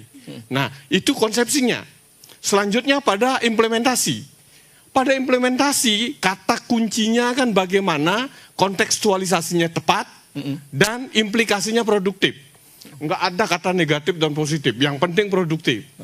Nah, untuk itu maka perlu pendekatan partisipatif. Dan kalau kita melakukan pendekatan partisipatif, ada dua kata kunci. Yang pertama, survei mawas diri. Jadi harus ada tim pendamping survei mawas diri. Namanya juga survei mawas diri, itu dilakukan oleh masyarakat sendiri. Bagaimana ketersediaan infrastruktur, termasuk sarana prasarana. Bagaimana keterjangkauannya di masyarakat. Bagaimana cakupannya dan bagaimana mutunya. Tentunya sebuah sistematika harus dibuat. Pengumpulan datanya harus bagus, pengolahan datanya bagus, analisa data, dan kita ubah menjadi informasi yang mudah dipahami. Dalam pengertian, data yang berkualitas adalah data yang lengkap, yang jelas, yang akurat, yang benar, dan yang tepat waktu. Jadi jangan sampai data tahun-tahun sebelumnya kita baca. Ya, dengan data-data seperti itu kita perlu tim. Nah, kata kunci yang kedua adalah musyawarah. Musyawarah itu diserahkan sepenuhnya ke DPR lewat proses-proses di DPRD sampai timbulnya sebuah keputusan. Ya, dengan keputusan itu nanti akhirnya semua, bukan hanya pendidikan dasar yang hebat. Setelah pendidikan dasar dilanjutkan dengan pendidikan lain sehingga semua anak bangsa bisa berdiri sejajar bahkan lebih tinggi dengan bangsa-bangsa lain dalam pergaulan global. Sehingga nanti akhirnya para pendiri bangsa ikut bangga untuk ikut ngomong bahwa sekali merdeka, tetap merdeka. Terima kasih. Jadi bicara itu bagaimana kemudian kebijakan, rumusannya, basisnya adalah data. Itu kalau tadi kita baru bicara tentang bagaimana pendidikan dasar. Belum lagi kita beranjak pada pendidikan menengah ya Pak Dharma. Sekarang kita ngomong dasar aja dulu. Benar nggak konsepsi dasarnya itu bahwa kita kan nanti akan menemukan manusia yang berkarakter, berkompetensi, dan mempunyai literasi yang luas. Yang dasar tuh yang mana? Kita sepakati dulu. Setelah kita sepakat seperti itu, implementasikan. DPR kan punya yang namanya musyawarah perwakilan. Itu kan memang amanat dari Pancasila. Itu loh. Jadi kita akan bisa berdiri tegak dalam pergaulan global. Iya benar sekali, dari obrolan-obrolan kita tadi juga kita mendapatkan sebuah garis besar ya. Kalau putusan MK ini akan menjadi sebuah tantangan, bisa dikategorikan menjadi dua nih POV-nya. Yang pertama tersalur kepada murid, dan yang kedua terdampak kepada guru-guru honorer. Dan kita akan melihat bagaimana sudut pandang dari guru-guru honorer. Kita akan ke Bapak Fatur Rahmani yang merupakan Ketua Kelompok Kerja Kepala Sekolah Swasta Kota Banjarmasin. Bapak mewakili suara guru-guru swasta soal masa depan pendidikan pasca putusan MK. Terkhusus guru-guru swasta yang menggantungkan gaji dari SPP atau iuran siswa. Bagaimana Pak? Bismillah. Alhamdulillah juga hal ini pada rapat kami, rapat musyawarah kerja kepala sekolah. Bulan Mei kemarin kami melempar pembahasan ini, dan banyak kepala sekolah itu sebenarnya setuju saja dengan keputusan MK ini, dengan pendidikan gratis, dengan catatan bahwa pada dasarnya memang pendidikan di Indonesia ini kami bilang mahal ya. Lalu bagaimana pendidikan itu bisa jadi gratis? Nah, di sekolah negeri ini semuanya dibiayai oleh pemerintah ya. Alhamdulillah tadi dari pemerintah juga memberikan bantuan operasional satuan pendidikan itu baik negeri dan swasta ya. Tapi untuk biaya pengeluaran paling tinggi di sekolah itu pastinya adalah penggajian guru. Ya. Misalkan penggajian guru ya di sekolah swasta ini juga ditanggung oleh pemerintah daerah, maka insya Allah banyak sekolah swasta yang juga mendukung program ini ya. Dengan karena banyak yayasan-yayasan swasta mendirikan sekolahan itu memang tujuannya untuk memberikan pendidikan yang berkualitas. Perlu digarisbawahi di sini. Sering disebut bahwa swasta itu berbiaya besar, ya, berbiaya besar. Padahal pada kenyataannya belum tentu sekolah yang berbiaya besar itu lalu gurunya juga gajinya besar. Padahal banyak juga sekolah-sekolah kita yang gajinya itu masih di bawah dari guru-guru PNS ataupun guru-guru P3K. Tapi kita dengan semangat tadi kita menjaga kualitas. Maka seandainya kemudian pemerintah bisa menanggung penggajian guru ini sehingga sama dengan gaji guru P3K, ini bisa jadi sekolah-sekolah yang berkualitas tadi gurunya bisa lebih mendapatkan bulanan yang lebih banyak ya, dengan dijaga oleh manajemen swasta itu yang lebih baik, insya Allah kualitas pendidikan akan tetap terjaga. Ya. Jadi intinya pendidikan itu mahal karena gratis itu karena ada yang bayari. Ya. Negeri itu gratis karena pemerintah yang tanggung gaji gurunya. Swasta bagaimana? Kenapa tidak bisa menggratiskan? Karena tadi gurunya dibayari oleh yayasan sendiri, sehingga masih minta bantuan kepada para wali murid untuk membantu untuk penggajian guru setiap bulannya. Jadi kami intinya kami di kepala sekolah swasta, kami mendukung putusan MK ini dengan catatan tadi ya, dengan tidak menelantarkan guru.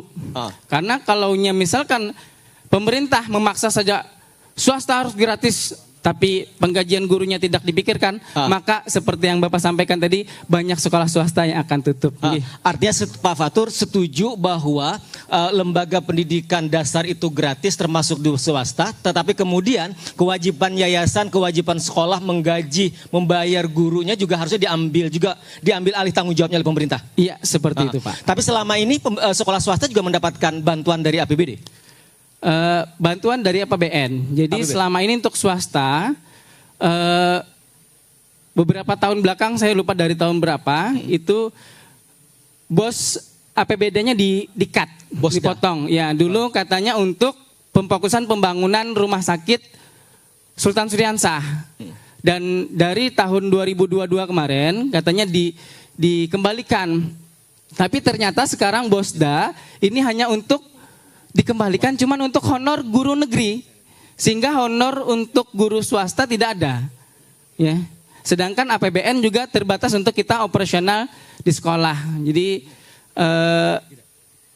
pun kami berharap juga seandainya pemerintah Kota Banjarmasin bisa mengembalikan bos APBD ini juga swasta dapat.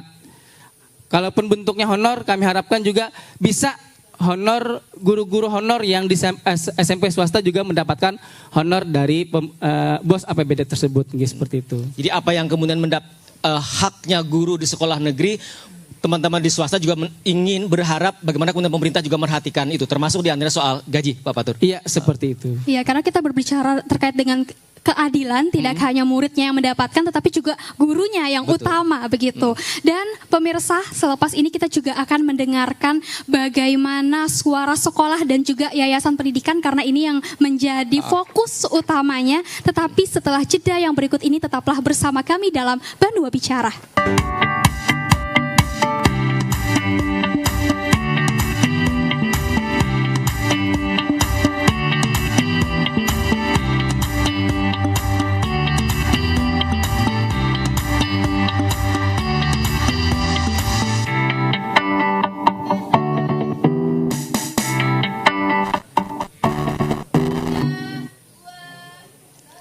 Terima kasih pemirsa, Anda masih bersama kami dalam Banua Bicara. Dan pada segmen keempat kita akan mendengarkan bagaimana suara sekolah dan juga yayasan pendidikan. Benar Rashidi? Betul. Kita awali dari tanggapan Ketua FSOG Sekolah Dasar Islam Terpadu Ukhuwah Banjarmasin, Pak Reswan. Bagaimana tanggapannya terkait dengan putusan? Kalau tadi Pak Fatur menyambut bagaimana sesungguhnya putusan mahkamah ini menjadi kabar baik bagi sekolah swasta, tetapi bagaimana kemudian sekolah swasta juga berharap penggajian, pembiayaan yang selama di cover yayasan harusnya juga diambil alih oleh pemerintah, tidak sekedar kemudian menggratiskan. Pak Reswan. Oke, baik, terima kasih. Yang pertama adalah kita harus membedakan dulu nih, kenapa orang tua itu menyekolahkan ke swasta. Karena ada dua, karena terpaksa, karena terpilih. Terpaksa karena tadi, karena sistem pendidikannya yang tidak ada sekolah negerinya atau tidak cukup, atau karena zonasi dan lain-lain. Kemudian juga karena terpilih, karena kami sebagai orang tua pengen mendapatkan mutu dan kualitas yang baik. Nah, di sini memang saya sepakat sebenarnya dengan MK ya, bahwa yang dibantu itu adalah yang si terpaksa tadi. Kalau kami yang terpilih itu tidak perlu. Karena apa? Karena kami sekali lagi, kami ingin mutu dan kualitas. Kalau kita berbicara masa lalu, ini kita berbicara masa lalu ya. Orang tua itu berbondong-bondong untuk memasukkan anaknya ke negeri. Tapi kenapa sekarang itu malah berlomba-lomba ke swasta? Pasti ada something nih dengan negeri. Entah karena mutu pengajarnya yang mungkin terlalu banyak administrasi sehingga lupa cara mendidik. Atau karena memang sarana-prasarana yang kurang. Disambat tadi katanya plafon jatuh gitu. Dan saya juga bingung dengan pemerintah. Dengan 20% yang negeri aja kewalahan, apalagi mau yang swasta dirambah gitu. Apakah swasta yang sudah bagus-bagus ini akan roboh juga nanti plafon-plafonnya gitu? Atau bapak di samping saya ini yang sudah bagus-bagus mengajar, dibantu oleh negeri, dibantu oleh pemerintah, akhirnya sibuk mengurus administrasi, lupa lagi cara mengajar. Ya, jadi memang saya tidak setuju kalau seandainya swasta yang sudah bagus ini dibantu pemerintah. Tapi memang harus dipilih lagi yang mana harus dibantu, yang mana harus berdiri sendiri. Karena kami yang terpilih ini adalah sukarela. Dan satu hal positif adalah orang yang sukarela ini berarti dia sudah menanamkan bahwa pendidikan itu penting. Kalau pemerintah juga menyatakan bahwa pendidikan itu penting, maka bantulah pendidikan itu. Terima kasih. Jadi putusan itu harusnya berlakunya memilah mana yang kemudian sekolah layaknya untuk dibantu. Iya. Diklasifikasi iya Pak ya. Klasifikasinya harus jelas dulu ya. Karena tadi jangan sampai swasta yang sudah bagus malah downgrade akhirnya. Iya. Karena tadi 20% sanggup lah. Pertanyaan itu, yang negeri aja kewalahan. Iya. Apakah pemerintah ini merasa bahwa wah mampu nih 20%. Sudah ada nggak sebenarnya hitung-hitungan kasar nih? Sangguplah 20% itu. Itu catatan pentingnya. Iya, karena memang sekolah swasta ada 2 kategori.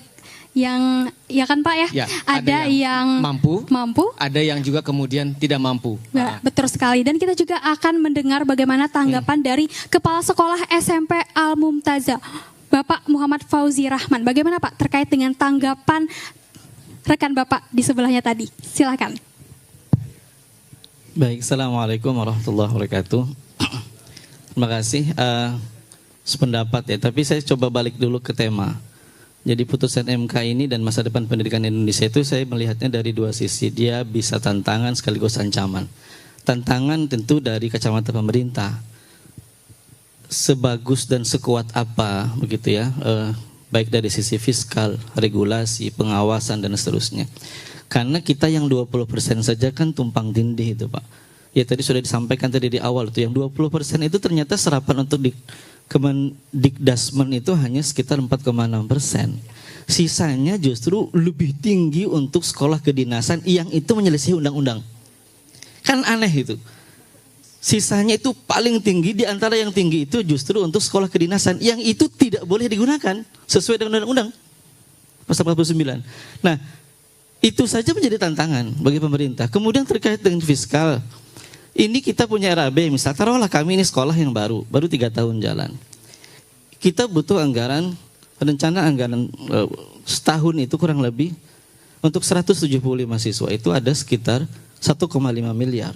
Kalau itu dibagi ke setiap anak itu kena sekitar 8,5 juta. Nah, kurang lebih gitu.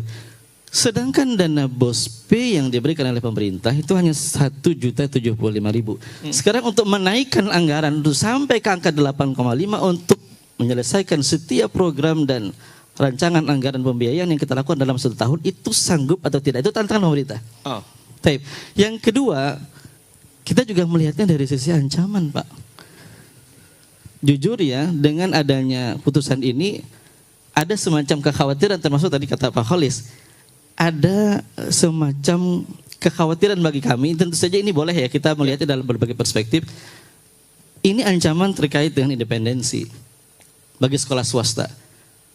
Karena sekolah swasta hadir sebagai bentuk kedaulatan rakyat dalam pendidikan. Dia punya karakteristik yang berbeda, dia punya kekhasan yang berbeda. Dan biarkan keberagaman dalam berbagai pendekatan pedagogis itu dilakukan oleh swasta. Begitu. Sehingga ketika kemudian ada kebijakan tidak ada biaya, ini masih abu-abu Pak. Tidak ada biaya itu, biaya yang mana yang ditiadakan?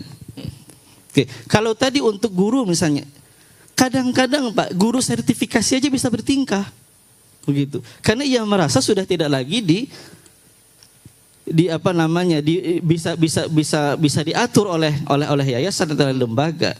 Karena itu beberapa kebijakan di sekolah-sekolah swasta justru tidak menerima sertifikasi.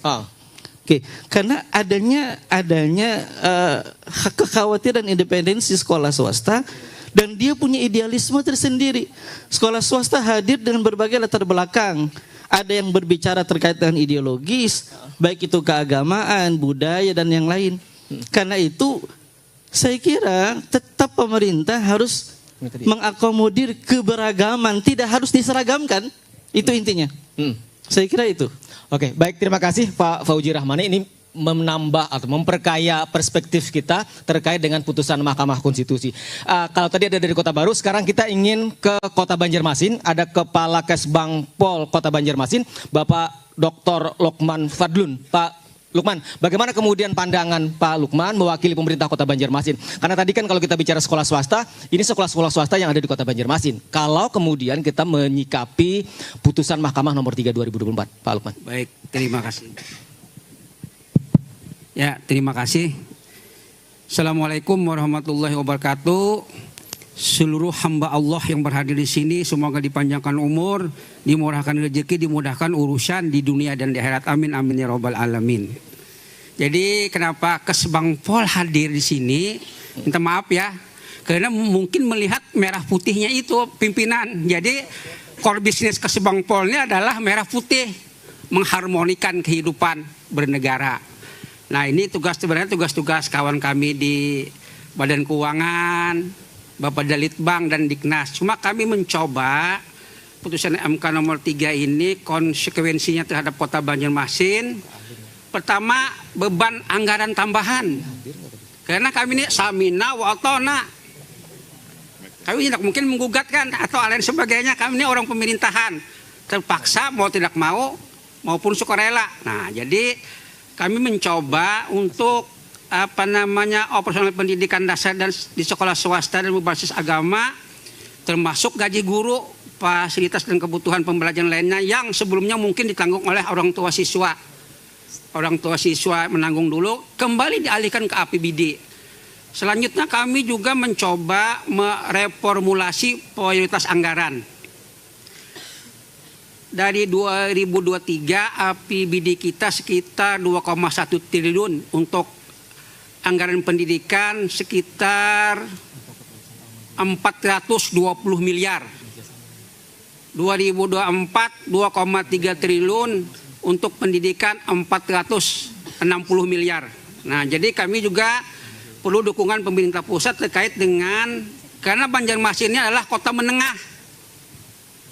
Jadi kita membutuhkan transfer dana tambahan melalui skema dari pemerintah pusat untuk mendukung pembiayaan ini. Kami sebenarnya tertatih-tatih belum lagi makan siang gratis.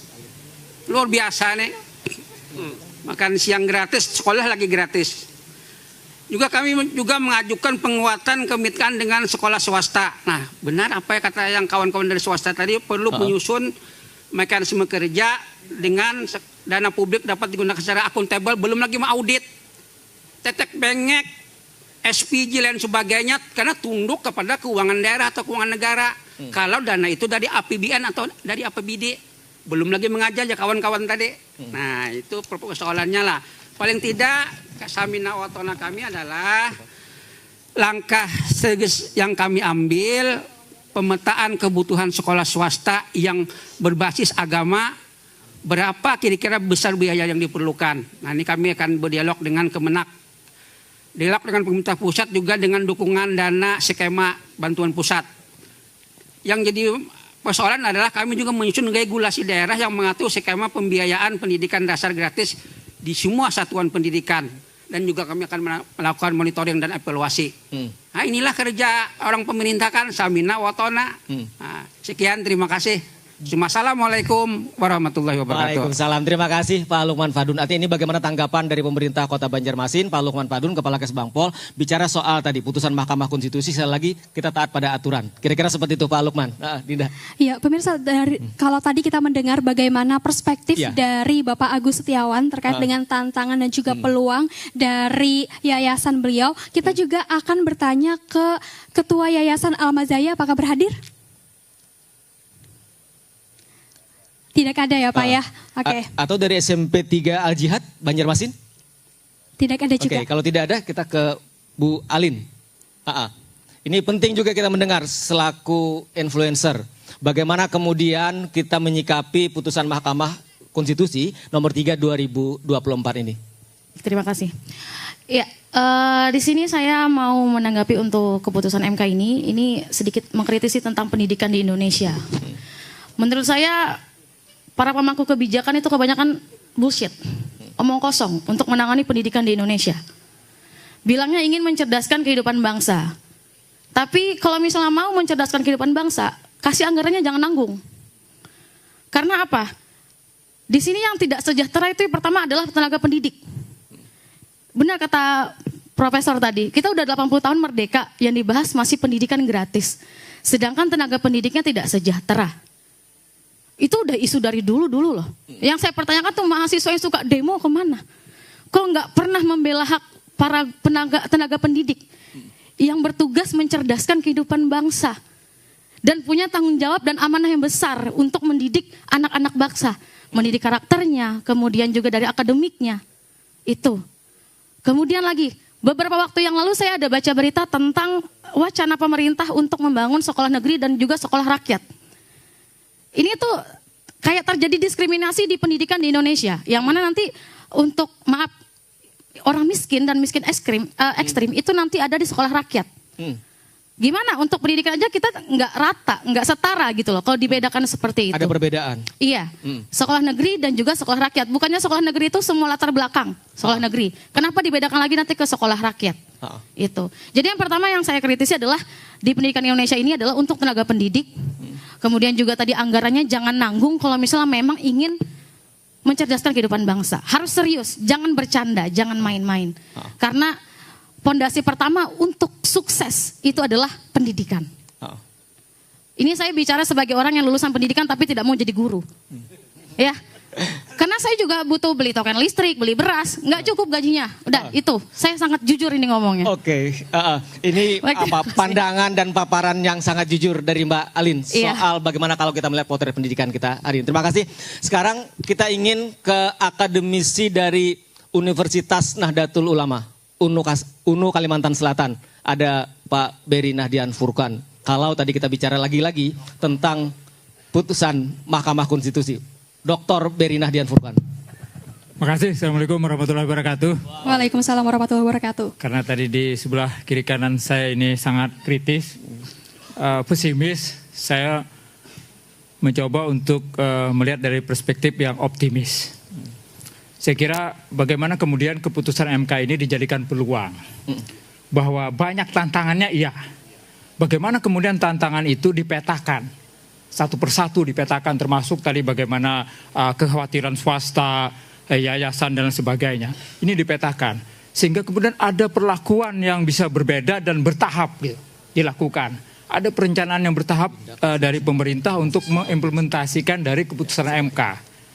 Kalau kemudian ini terus diobrak-abrik, nanti balik lagi ke keputusan yang lain, kita dari nol lagi. Bagaimana kemudian ini menjadi langkah maju menurut saya, langkah maju ke depan untuk kemudian memperbaiki pendidikan kita. Betul bilang Pak Nurhalis bahwa anggaran mungkin tidak cukup gitu kan.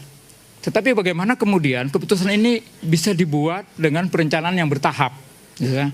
Dengan memetakan persoalan yang yang ada di lapangan gitu kan, data yang lengkap bilang Pak Dharma tadi. Dengan begitu kemudian kita punya alokasi anggaran ya secara prioritas tahun pertama, tahun kedua dan seterusnya apa saja dan seterusnya. Saya kira itu saya dulu komentar saya. Terima kasih. Baik, terima kasih Bapak Doktor yang juga Ketua Senat Universitas Nahdlatul Ulama Kalimantan Selatan. Dinda. Iya benar, dan ada beberapa pandangan ya, ada pandangan optimis yang semoga dieksekusi, pandangan pesimis semoga diperbaiki. Dan tentunya kita juga akan memberikan kesempatan kepada rekan-rekan mahasiswa yang kita undang juga di studio TVRI Kalimantan Selatan. Silahkan yang ingin memberikan tanggapan. Oke. Silakan. Sebutkan nama dan dari kampusnya. Cek. Oke, selamat malam Bapak Ibu sekalian. Perkenalkan nama saya Muhammad Iqbal dari Fakultas Hukum Universitas Lambung Mangkurat. Di sini saya dari tadi sebenarnya menunggu kesempatan ini Bapak Ibu. Karena sini saya terpantik dengan pendapat dari Prof. Effendi. Mohon izin Prof. Di sini terkait pertama kita jangan mencari terkait tujuan Mahkamah Konstitusi dalam memutus hal ini. Namun menurut saya di sini, saya sebagai mahasiswa hukum tata negara di sini melihat bahwa putusan MK dari beberapa kali putusan ke belakang, itu seringkali membuat putusan-putusan yang progresif. Kenapa? Karena putusan Mahkamah Konstitusi itu sebenarnya menunjukkan peran Mahkamah Konstitusi sebagai lembaga hukum yang mana mengontrol lembaga politik. Karena di dalam negara hukum, kita perlu ada yang namanya lembaga hukum mengontrol lembaga politik. Kenapa? Karena beberapa permasalahan-permasalahan di sini. Saya sependapat juga dengan Prof. Effendi terkait pengalokasian dana yang buruk. Di sini saya melihat berdasarkan data Indonesian Corruption Watch. Di sini menyampaikan bahwa Indonesia berada pada posisi kelima yang paling banyak ditindak oleh aparat penegak hukum dari sektor pendidikan. Dari 2015 sampai 2023 itu tercatat 900 miliar lebih terkait korupsi. Terus yang kedua, APBN di tahun 2023 Bapak Ibu. Di sini pengalokasiannya adalah kepada 24 kementerian dan lembaga. Tapi 22 diantaranya tidak untuk pendidikan dasar. Sehingga di sini anggaran pendidikan untuk belanja pemerintah pusat itu senilai 79,31 triliun terbuang. Kemudian terkait penambahan anggaran dari 2025 sampai 2026, data yang sama saya dapatkan itu 665 triliun menjadi 722 triliun. Itu hanya kamuflase Bapak Ibu. Kenapa? Karena ada makan bergizi gratis yang kemudian 71 triliun itu dialokasikan kepada anggaran pendidikan. Nah itu yang menjadi permasalahan di sini. Sebenarnya Mahkamah Konstitusi itu mau mengevaluasi terkait lembaga politik di negara ini. Terkait anggaran, terus terkait dana yang diperlukan. Bapak Ibu, di sini saya mendapat survei dari Jaringan Pemantau Pendidikan Indonesia pada tahun 2023. Di sini terkait untuk memberikan pendidikan gratis terkait SD sampai SMP untuk swasta, di situ senilai 51 triliun. Mungkin rendah. Kemudian saya mendapat data di sini Kementerian Pendidikan Dasar Menengah itu meminta dana senilai 71 triliun. Anggaran yang sama dengan alokasi kepada makan bergizi gratis. Mana yang mau kita pilih? Apakah makan bergizi gratis yang bukan merupakan amanah dari konstitusi, atau kita mau memilih terkait anggaran pendidikan dasar gratis senilai 71 triliun juga? Mana yang mau kita pilih? Terus terkait tadi pertanyaan dari Prof. Effendi juga, belum ada data terkait beberapa daerah, berapa anak yang di daerah sini yang belum mendapatkan pendidikan dasar. Nah di sini saya mendapatkan data juga bahwa anak putus atau tidak sekolah dasar, mendapatkan pendidikan dasar itu di Indonesia untuk SMP itu senilai 13.000. 13.000, kemudian di Kalsel itu 183.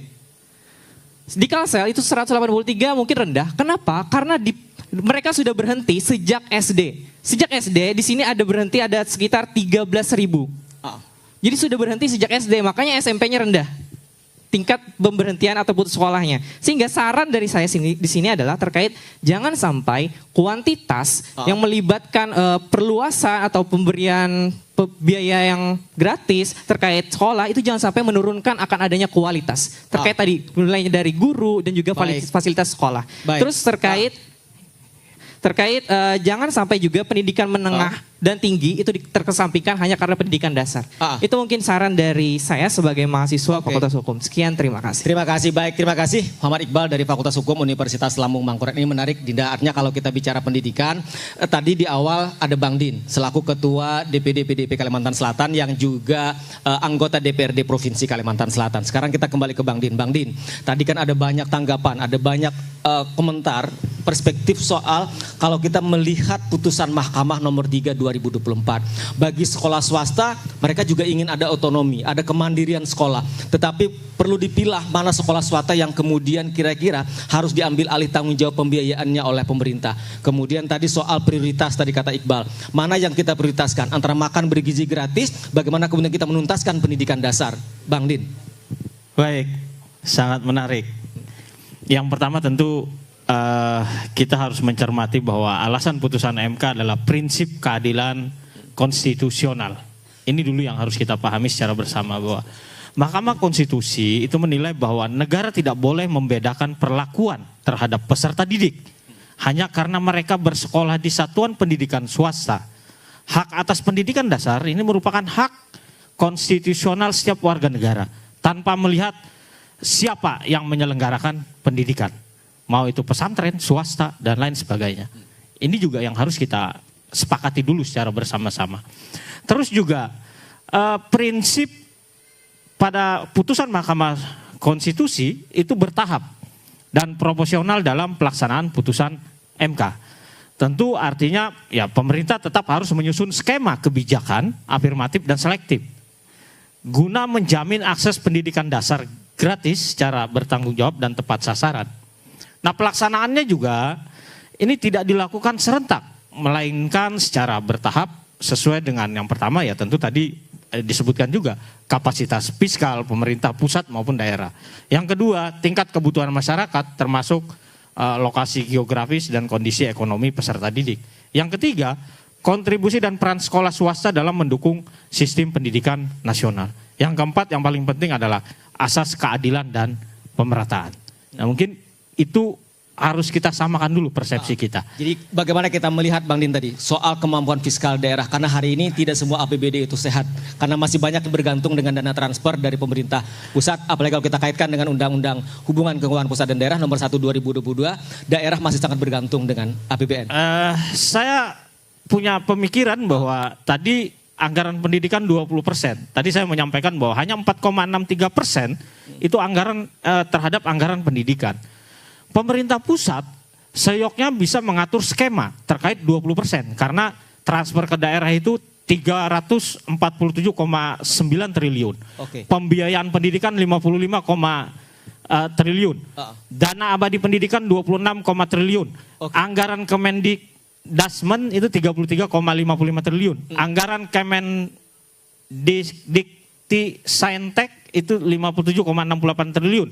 Nah, tentu anggaran pendidikan yang 20% ini pemerintah pusat seyoknya bisa mengatur regulasi sehingga apa yang menjadi keputusan MK ini bisa dilaksanakan dengan baik. Oke, baik, terima kasih Bang Din. Dan pemirsa, itu tadi suara sekolah dan juga yayasan pendidikan serta masyarakat, dan kita akan kembali usai jeda. Tetaplah bersama kami.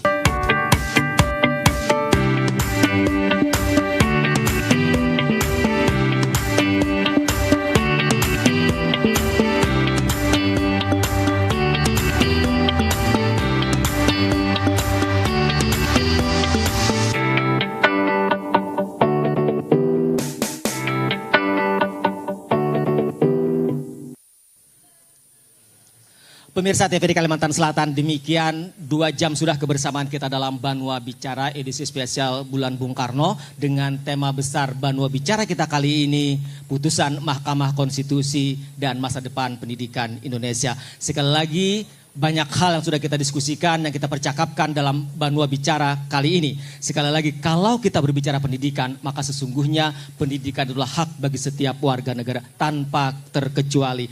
Karena dia hak, dia bersifat fakultatif, boleh diambil, boleh tidak. Tapi bagi negara, hak adalah sebuah kewajiban. Karena dia wajib, maka dia bersifat mutlak hukumnya bagi negara untuk memastikan setiap warga negara bisa mengakses lembaga pendidikan.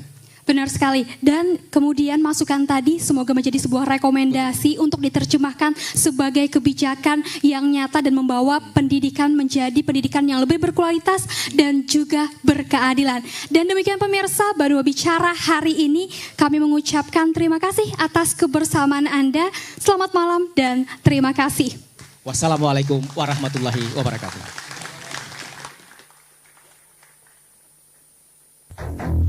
Kami, bangsa Indonesia, dengan ini menyatakan kemerdekaan Indonesia. Hal-hal yang mengenai pemindahan kekuasaan dan lain-lain diselenggarakan dengan cara saksama dan dalam tempo yang sesingkat-singkatnya.